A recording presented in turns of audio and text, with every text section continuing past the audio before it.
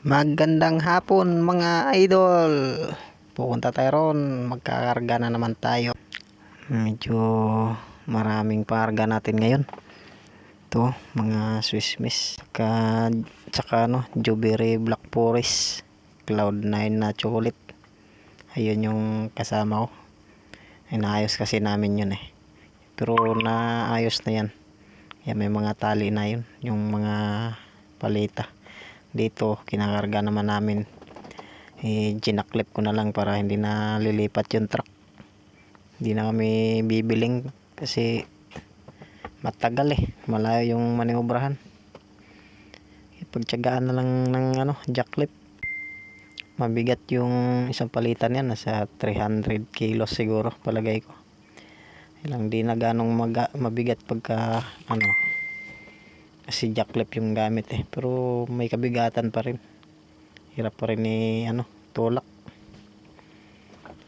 Medyo matagal-tagal nga lang matapos kasi medyo manumano yung jacklip pero mamaya sasakayan mamaya sa forklift yung kabila.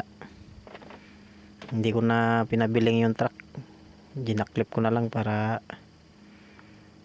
hindi na abala kasi pagka mo ibiling pa, ang layo ng maniobrahan na masikip.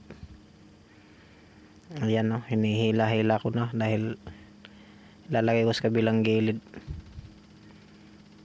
Mga pakiramdam ko nasa 300 kilos Yan, inaayos ko na para dikit na dikit, hindi siya masira kasi malayo pagdadalhan niya, dalhin ng norte kasi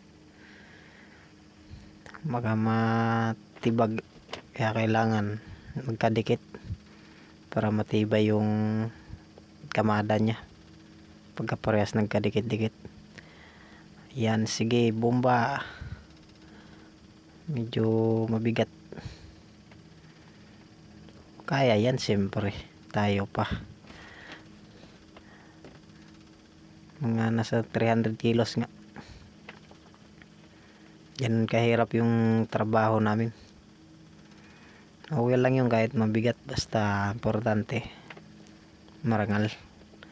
Dala-dalawa kasi yung sundot ng forklift kaya medyo mahirap din kailangan ko pang i-atras yung isa para may sundot yung isa doon sa kabila.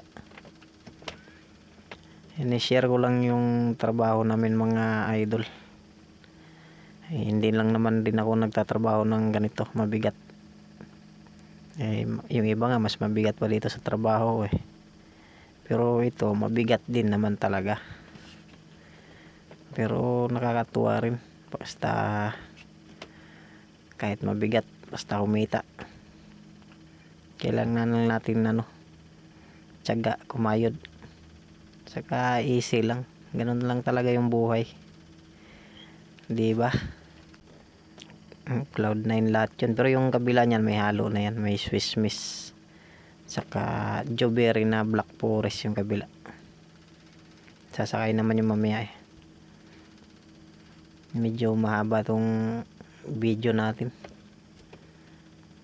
pero yung iba kinat ko na lang dahil masyadong mahaba.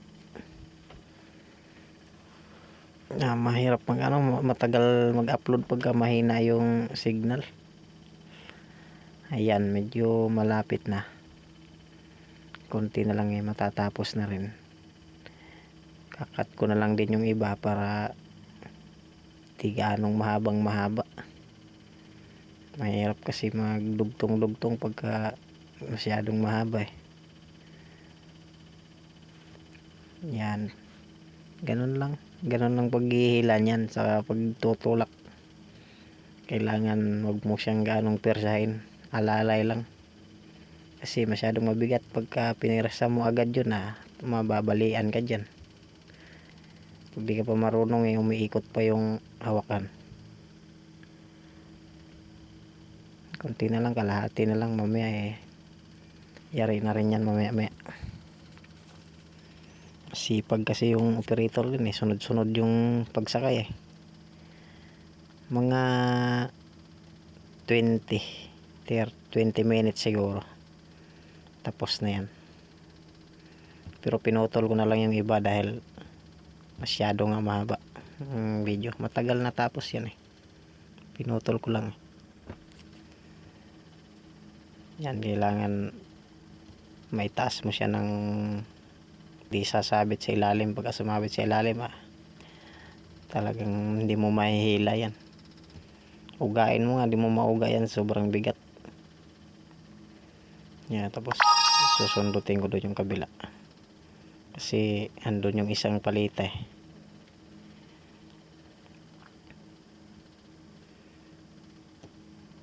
Yung kasama ko nandun sa baba eh, siya yung iba na hindi namin natalian na ayos, tinatalian pa niya. Tsaka kinamada uli yung mga butal-butal kasi mayroon kasing butal-butal iba-ibang klase, tigilang piraso, kailangan ikamada. Ako naman kakarga din, inaayos ko rin dyan sa taas para sabay kami matapos.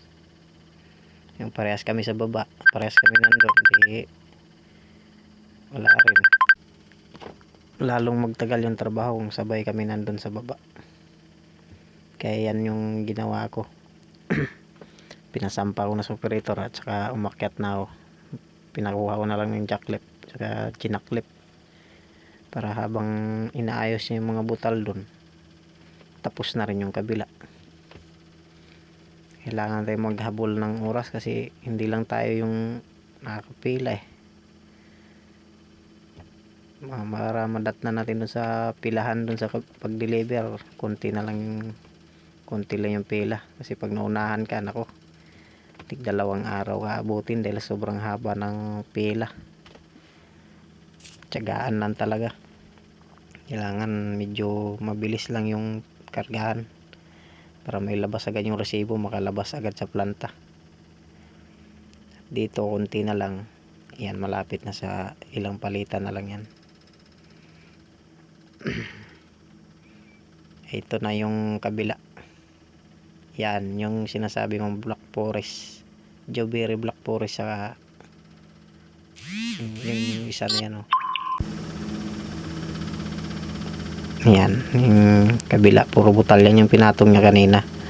Habang nagkakarga na ako yung iba-ibang klase, pupunta na tayo dun, kukunin natin yung resibo, ayusin na natin. Sige, kita-kita na tayo sa sunod mga idol, at maraming salamat sa nanonood pala.